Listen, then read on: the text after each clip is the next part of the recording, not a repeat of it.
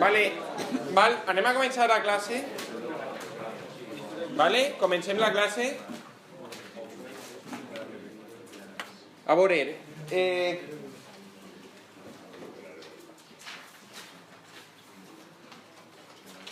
és a dir, el que hem estat fent fins ara era jo vaig descriure un poc com era la màquina elèctrica i vaig explicar en la primera classe que n'hi havia dos aspectes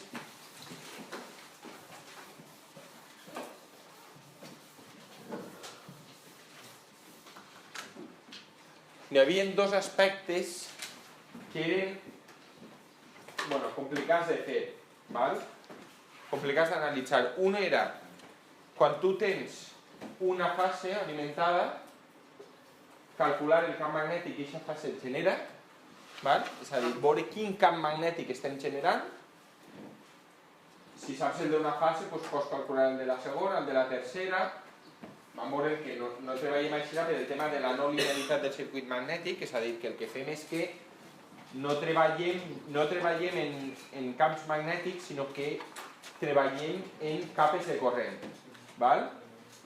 Calculem la capa de corrent d'un, calculem la capa de corrent d'un altre, calculem la capa de corrent d'un tercer i les sumem. David, fin. I les sumem. Val? Quan ja sabem la capa de corrent, en aquest cas podem calcular la inducció magnètica. Val? I si sabem la inducció magnètica, doncs podem calcular també el flux de corona. Al final, en definitiva, si saps la capa de corrent, saps el flux de corona. Val? És a dir, repetís. Jo tenia la màquina elèctrica que la vaig escriure en la primera classe i vos vaig dir, lo difícil així què és? Lo difícil és veure, us vaig escriure l'equació, la segona llei de Kirchhoff, i vos vaig dir que és a dir, que al final tu tenies una fase a la qual li anaves a aplicar una tensió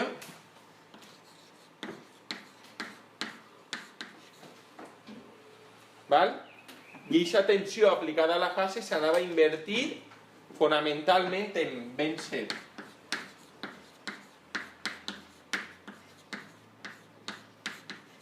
unes caigudes de tensió resistives d'una de les fases, pues recorden, tenim 3.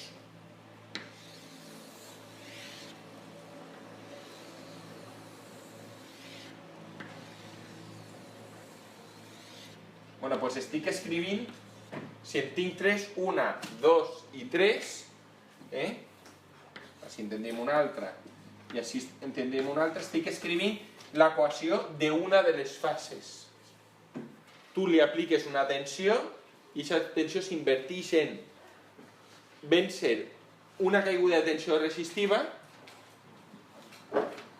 una caiguda de tensió per flux de dispersió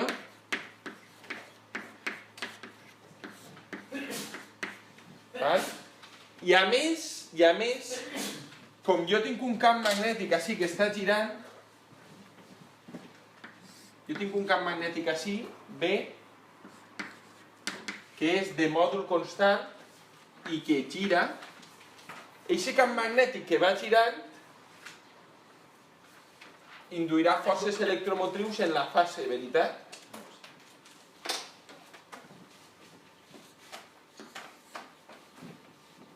Doncs té una força electromotriu. És a dir, tu tens una fase, val? A aquesta fase li apliques una tensió. I quan li apliques una tensió apareix una corrent així. En realitat, en la segona fase i en la tercera fas el mateix, però ens fixem en una perquè les altres dues són paregudes. Aleshores, tu tens una caiguda de tensió resistiva i a més tens... Ja hem vist que tens un debanat, un altre debanat i un altre debanat, que els tres debanats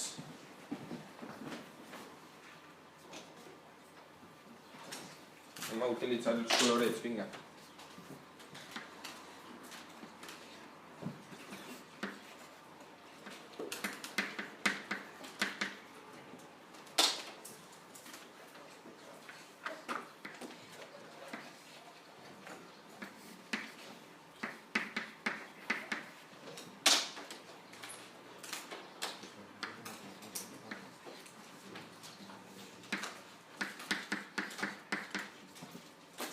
tens 3 devanats, en el fons, en realitat, el que fas és que li apliques 3 tensions, val? En realitat, el que estàs fent és que li estàs aplicant 3 tensions. Una tensió U sub R, una tensió U sub S i una tensió U sub T. Val? I Samuel. Apareixeran unes corrents, val? Si el sistema és equilibrat, si el sistema de tensions és equilibrat i tu ho apliques a 3 fases que són iguals, si són idèntiques entre si, el sistema de corrents que apareixerà serà també equilibrat, veritat? Si tu un sistema de tensions equilibrat l'apliques a una càrrega equilibrada, què t'apareix? Un sistema de corrents equilibrat, veritat? Vale, ja tens el sistema de corrents. I aquest sistema de corrents, el que hem vist, el pas que hem donat en aquesta primera part, ha sigut aprendre com poder, a través de les característiques de la fase, calcular, i sabent les corrents que circulen, calcular el camp magnètic que apareix. I sabem que és un camp magnètic que gira, que té velocitat de gir constant i mòdul constant. Vale, l'equació de la fase, la segona llei de Kirchhoff aplicada a aquesta fase, el que indica és que jo li aplico una tensió a la fase de l'estàtor, a la fase R, i això s'inverteix en una caiguda de tensió resistiva, òbviament passa una corrent i n'hi ha una caiguda de tensió resistiva.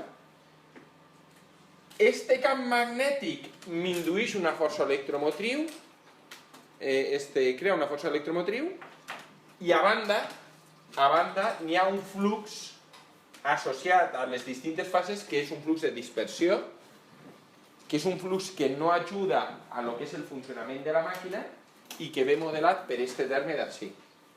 Ho teniu clar, el que estic dient? Ho repetisc.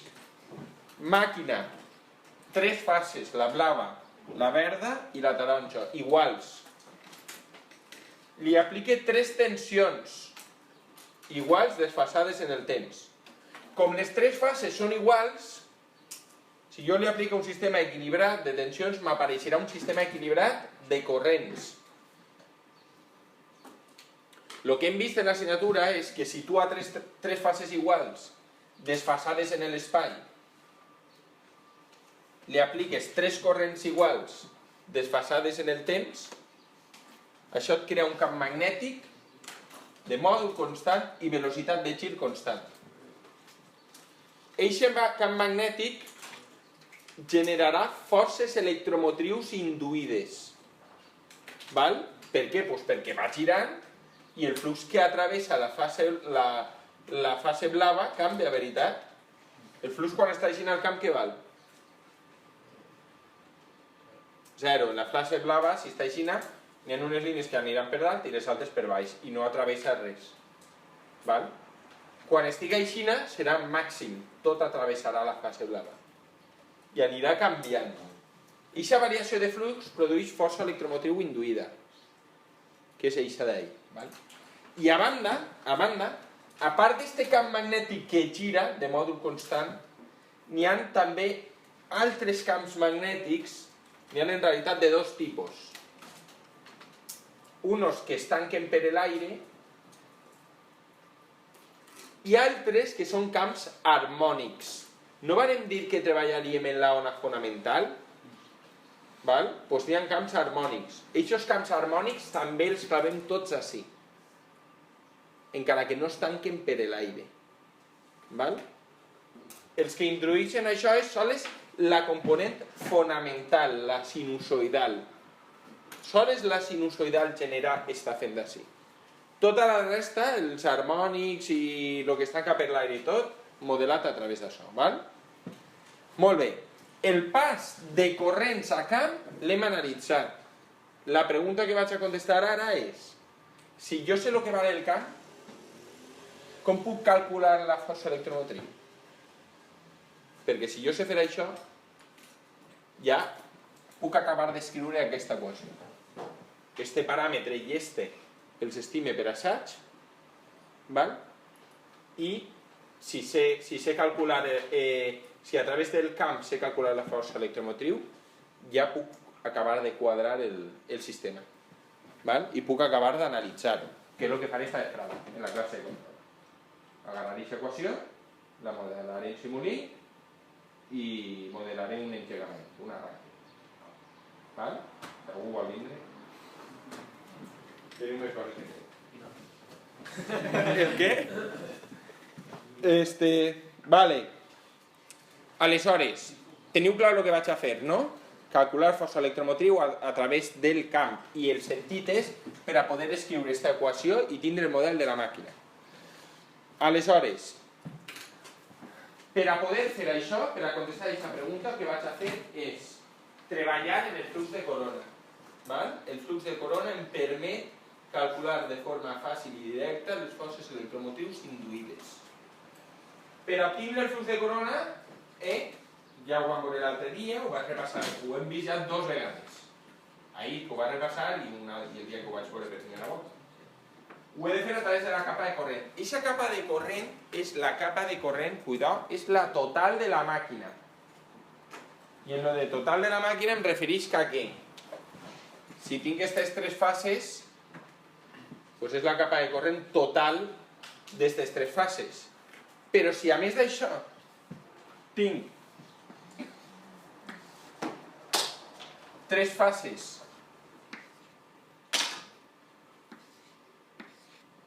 en el rotor, doncs aquestes 3 també generaran capa de corrent i les hauré de sumar. És això que posa ahí. La resultant és la de l'estàtor més la del rotor. I quan ja tinc la total, entonces calcule el flux de corona.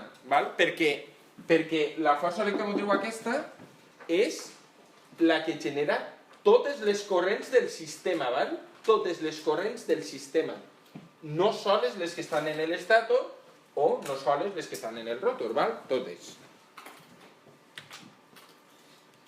Molt bé. Anem a borrar un poquet per això. La primera qüestió de la que n'hi ha que adonar-se és que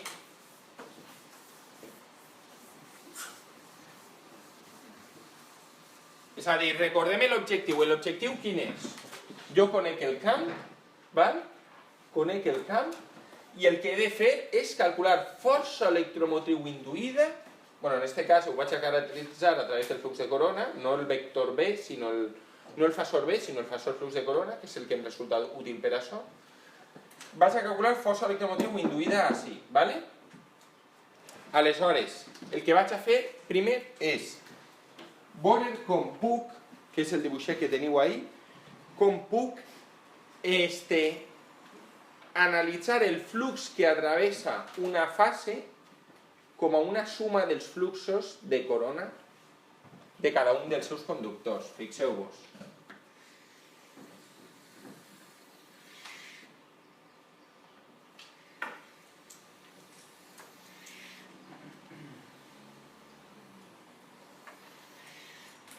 Bàsicament, el que teniu dibuixat ahí és per analitzar un cas general, al final una fase que és un muntó d'espires. Jo ho he dibuixat així, veritat, però no vam quedar ja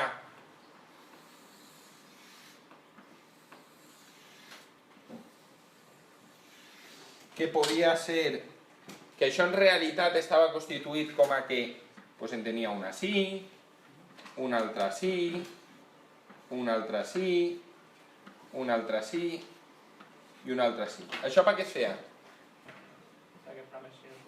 Per a que el camp fora més sinusoidal. Això, esta, et generava un camp quadrat.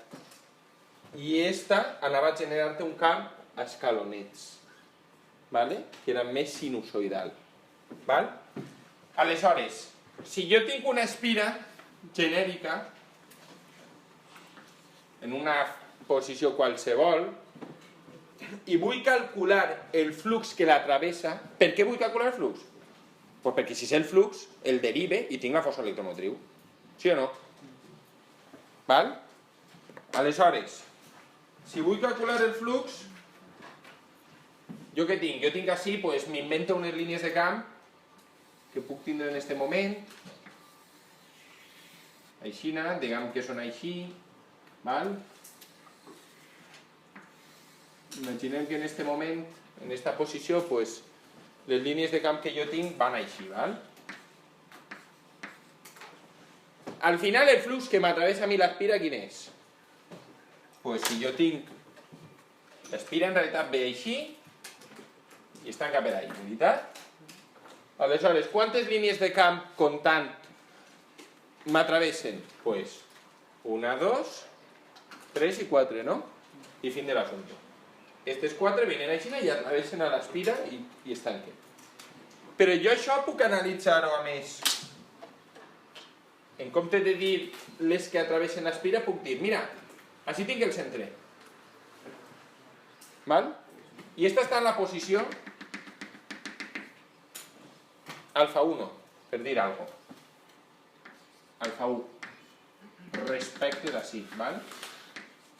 La posició alfa 1. I aquesta està en la posició alfa 2. Alfa 2. L'angle alfa 2. Jo, en compte de veure este flux, no puc dir, mira, però és que esta, en realitat, puc dir que així tinc un flux de corona. El flux de corona és precisament això. És el flux que atravessa una secció de la corona. ¿Val? El flux així, este flux, s'anomena flux de corona en alfa 1. Bueno, en alfa 1 i en l'instant de temps t. ¿Val? I este d'ací, així, també tinc una altra secció de la corona. El flux de corona era el flux que passava per així, per així, per així, per així, per així, per així, per cada una d'aquestes seccions. El flux de corona en 0. El flux de corona en 30 graus, en 60, en 90, en 180 i així. Val? Aleshores, el flux de corona jo l'agarre positiu en sentit horari. Val? El flux de corona és positiu en sentit horari. Per tant, aquest d'ací, tal qual està ara, tal qual he dibuixat les línies de camp, este com és? I este? Negatiu, perquè les línies de camp van al revés. Val? Així, este d'ací és el flux de corona en alfa 2 de t. Entonces, el flux de corona,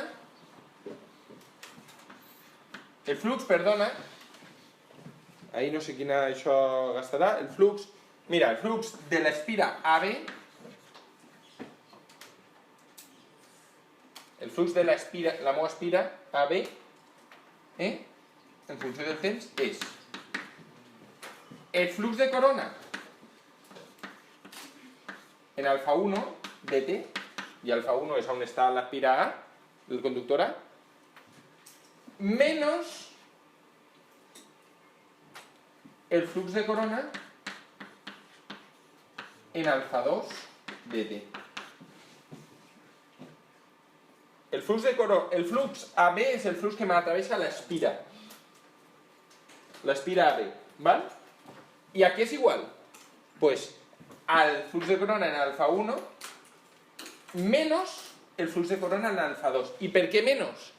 Pues perquè si el flux de corona en alfa 2 és positiu en aquest sentit, en realitat això què va donar-me? El flux de corona en alfa 2 va ser negatiu, no? Pues altres mateixa ho heu dit. Ho he preguntat i ho he dit, negatiu. Perquè va al contrari. Si jo poso això em donarà negatiu, menos per menos, más. I entonces sume això més això. I em dona tot. Ho vegeu o no? O vos heu perdut? L'únic que estic fent és dir que el flux que m'atravessa l'espira blaveta és el flux de corona d'ací menys el flux de corona d'ací. I per què un menys?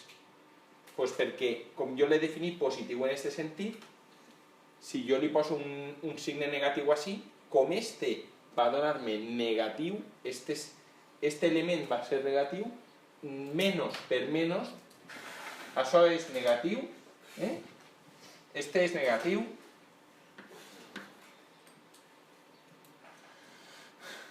este es menor que 0.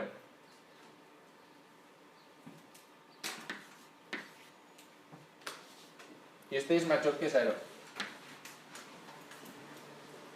Si este es menor que 0, pues menos per menos más. ¿Vale? I bàsicament això és la formuleta que teniu ahí.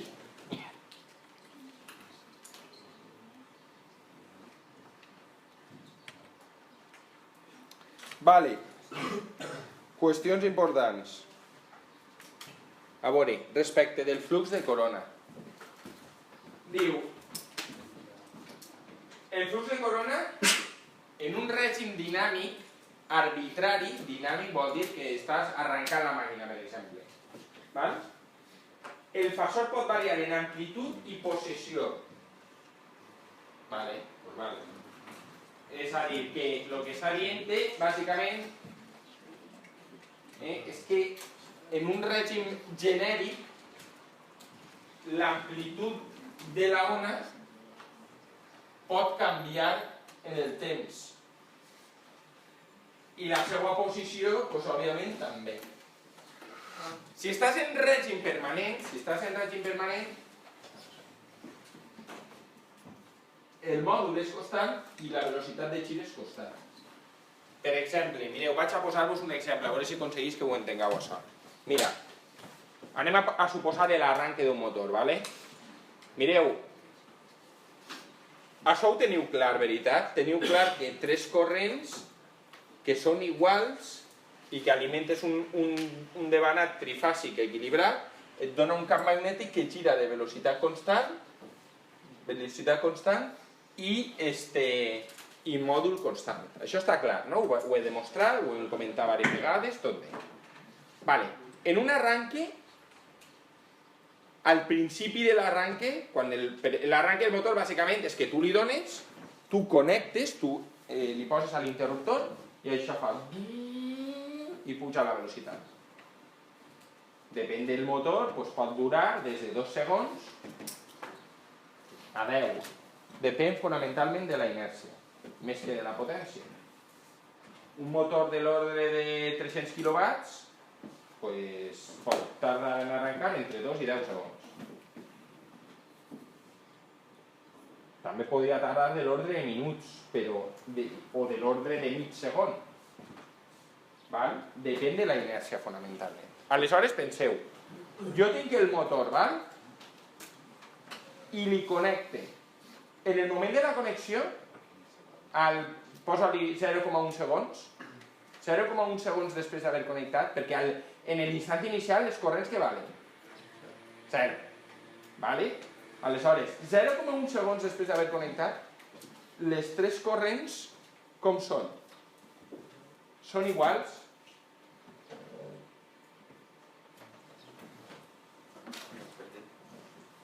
Per què? Si encara no dic si són iguals o no. No direm per què són iguals. Per què? La qüestió està en que teoria de circuits. Vareu estudiar règim transitori, veritat? Molt bé. I què fes? Tu tenies, per exemple, un circuitet i tenies un interruptor que el tancava, no? I el que feies és que escrivies l'equació temporal de la corrent que s'establia, no? L'equació que et donava no era important el moment en el que tancaves. És a dir, no és el mateix tancar. Si tu tens una tensió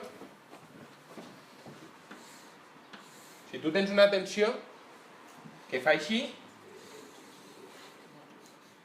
i és la tensió que va alimentar el teu circuit, no és el mateix tancar així que tancar així. Si tanques així, la vida és meravellosa. Per què? Doncs perquè tu, quan tanques, és 0. I entonces li vas pujant. I la corrent va pujant i tranquil·lament els dos. Però si tu tanques així, què passa? Que passes d'una tensió 0 a una tensió X. Anem a posar així, perquè siga mitjanament divertit, 6.300 volts. 6,3 quilovolts. Un motor d'alta tensió. Enteneu? No és el mateix començar en tensió 0 que començar en 6.300. El pico de corrent que et dona no és el mateix. En els dos casos partixes de 0. Però en un tindràs un pico de corrent menudet i en un altre tindrà cap amunt. Ho enteneu? Vale. Com són els sistemes? Els sistemes jo tinc 3 tensions, no? Tinc una tensió així, després tinc una altra tensió que està desfasada en el temps 2pi, és a dir, que comença així, que fa així, val? I tinc una altra que està per així. Aixina. No les acabo de dibuixar, però bueno, més o menys. Bueno, esta estaria per així, i faria així, i esta pues estaria per així, i faria així, i aixina faria així. Vale? Tens les 3 tensions. Aleshores, què passa? Mira, tu tens esta és la de la fase R, esta és la de la fase S, i esta és la de la fase T. Tu imagina que tu tanques en el moment en el que, per exemple, la tensió de la fase R és 0. Així la tensió és 0, ¿vale? Molt bé, perfecte. La corrent R tindrà un inici suau. Però la corrent T no. I la corrent S tampoc. Aleshores, les 3 corrents s'estableixen en l'arranque de forma igual en les 3 fases del motor? No. ¿Vale? Els transitoris no són iguals. Les corrents en aquest transitori són equilibrades? No, no són equilibrades. Em generen un camp que té mòdul constant i velocitat de gir constant? No. Vale, ho enteneu? Doncs això és el que diu ahí.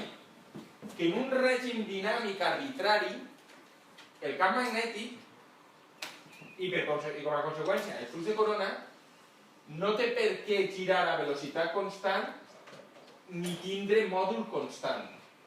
Vale? És a dir, que es mou de forma arbitrària. Ara, encara que això siga aixina, si tu agarres el flux de corona i el projectes... Bueno, crec que abans de dir aquesta frase vaig a fer això. Perquè està mal organitzat. Vale? Quedeu-vos en la idea. El flux de corona, pues, en un règim dinàmic pot canviar la seva amplitud, pot canviar la seva velocitat de gir. No té per què ser amplitud constant i velocitat de gir constant. Bàsicament perquè les corrents no tenen per què estar equilibrades, vale? I la prova és l'arranc.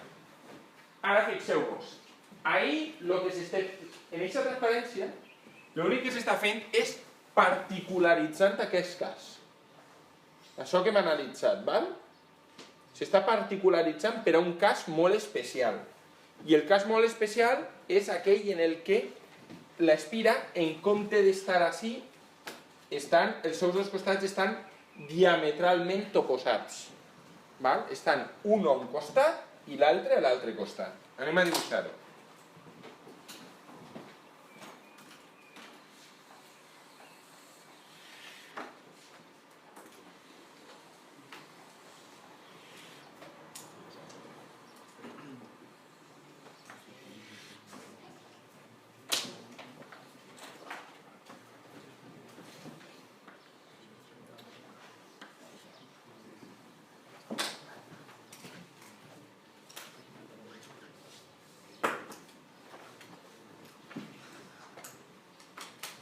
¿Vale? Entonces, tú así que tens. Tu tens el flux de corona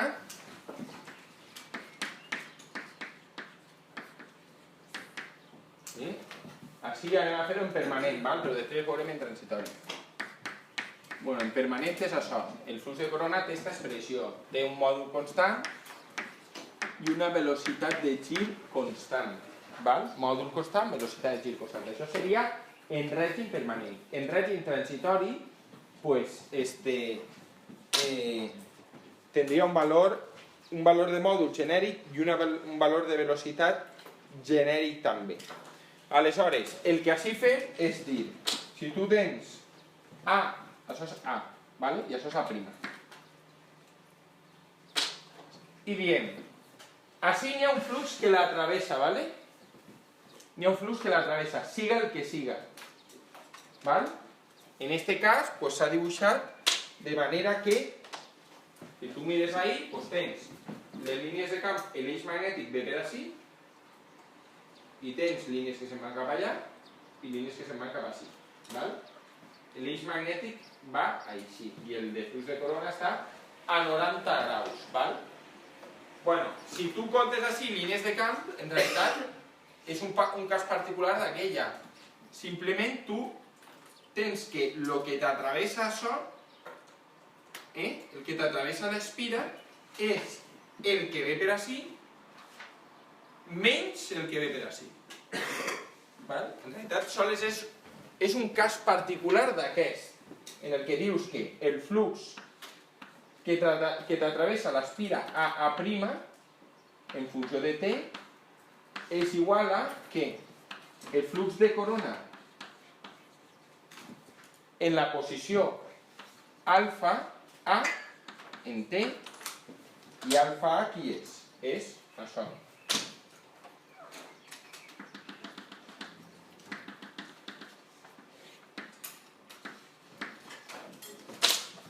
I això és, este amic d'ací,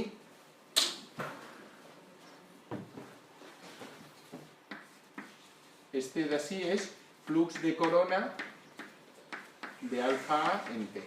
¿Vale? I després què tens? Este angle quin és? Alfa A més pi, sí o no? I el flux que tu tens així, el flux de corona que tu tens així va en aquest sentit. ¿Vale? El que ve per així. El que atravessa aquesta secció. En este punt és flux de corona de qui? De alfa més pi de T. ¿Vale? I així va un menys.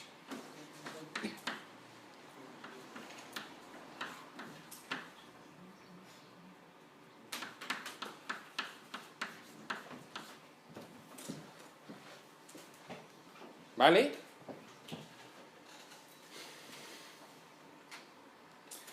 Molt bé. I ara, el que fem així és tindre clar que es tracta d'una magnitud sinusoidal, és a dir, que el flux de corona respon a l'equació d'una magnitud sinusoidal. I si això ocorre, què passa? Mira, magnitud sinusoidal, ¿vale? És a dir, el flux de corona aquest respon a una equació d'aquest tipus en l'entreferro, és a dir, canvia de forma sinusoidal en l'entreferro. És una magnitud que, si així si en un punt, és a dir, si així és màxim, si així és màxima, a 90 graus es fa 0, a 180 graus es fa mínima i després es fa 0 i després màxima una altra volta, val? El flux de corona respon a una distribució, és a dir, el flux de corona es distribueix de forma sinusoidal en l'espai. Això ho vaig explicar, val?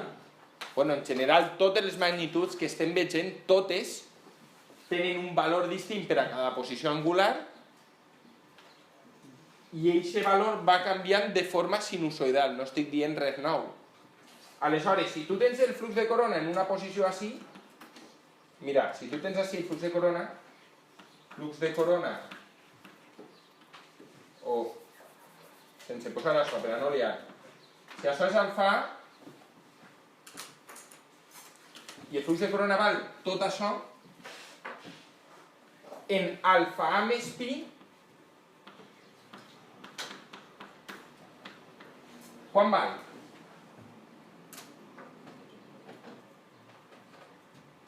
Lo mateix però canviat de signe, no? Exactament el mateix però canviat de signe. Per tant, això és exactament igual a menys el flux de corona en alfa A de t. És a dir, el flux de corona d'alfa A més pi, el flux de corona d'alfa A més pi és exactament igual al flux de corona en alfa A, però canviat de signe. I per tant, quan sumes això menys això, et dona 2 voltes el flux de corona d'alfa A en t. Heu seguit el raonament? Míriam, et veus capaç d'explicar-li a Carlos després? Esperemos que funcione. Vale, vaig a repetir el que he dit. Això ho havíeu entès? El que havia explicat així és bàsicament, el que havia explicat així és que si tu vols calcular el flux que travessa una espira, pots fer-ho considerant els flux de corona associats a les dues posicions de l'espira. I dir que el flux que travessa l'espira és el flux de corona en la posició 1 menys el flux de corona en la posició 2. Fin de l'assumpte. ¿Vale? Perquè si així tens 4 línies de camps que travessen, doncs és el mateix que fer 2 per així i 2 per allà. Si això és una espira diametral, si me'n vaig a un cas particular que és una espira diametral, aleshores què tinc? Tinc un flux de corona així i un altre flux de corona així. Però resulta que estan separats pi graus. Si jo considero el flux de corona en una posició i el flux de corona en una posició pi graus després, aleshores este és igual que aquest, però canviat de signe. Per tant, quan els reste, quan jo faig este menys aquest, em dona 2 voltes el primer. 2 voltes el primer. ¿Vale? I ara, el flux de corona en alfa A, en una posició alfa A, què varen dir respecte dels fasors? Si jo tinc un fasor qualsevol i vull calcular el valor d'eixa magnitud en una posició concreta, què he de fer? Projectar, gràcies. Pensava que ja vos havia oblidat. He de projectar, val? He de fer la projecció, és a dir, agarrar això i dir pim, pim, pim, pim, pim, 90 graus. Això d'ací. És la projecció.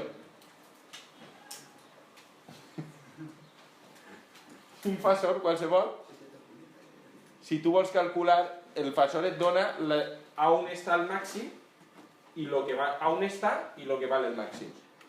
Si tu vas calcular la magnitud, el valor de la magnitud associada al fasor, en aquest cas el flux de corona, en una posició qualsevol, el que has de fer és agarrar el fasor i projectar-lo sobre aquesta posició.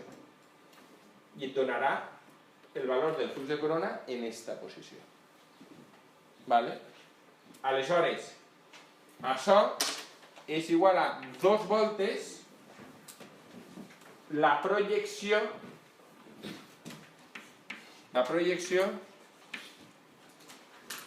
del flux de corona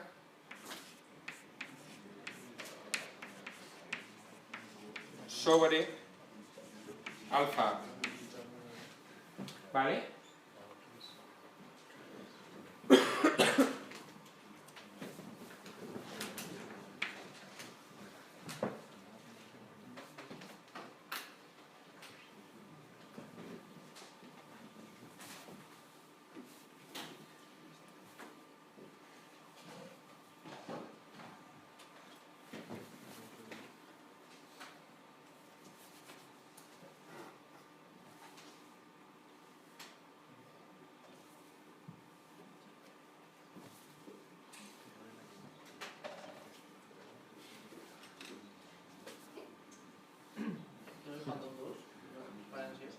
Què?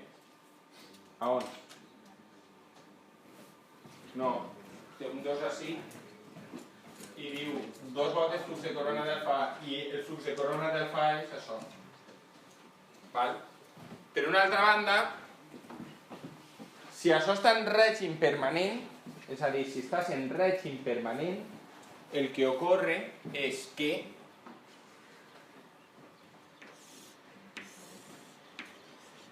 el que estic dibuixant així en realitat, és a dir, si jo tinc el fasor,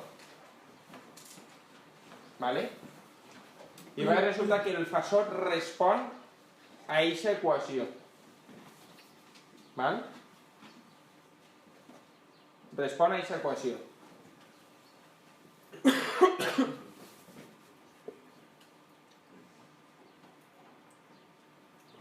Llavors, és que estava pensant com deduir aquesta fórmula sense liar-ho molt, d'una manera fàcil i directa.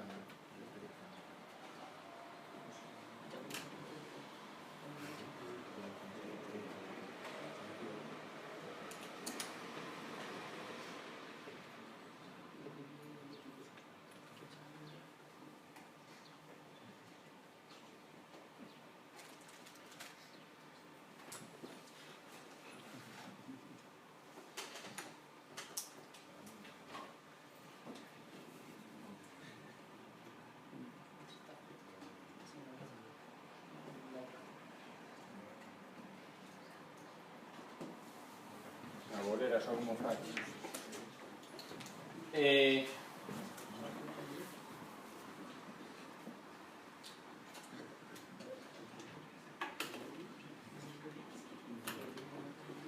Va, vaig a fer-ho d'aquesta manera, vinga.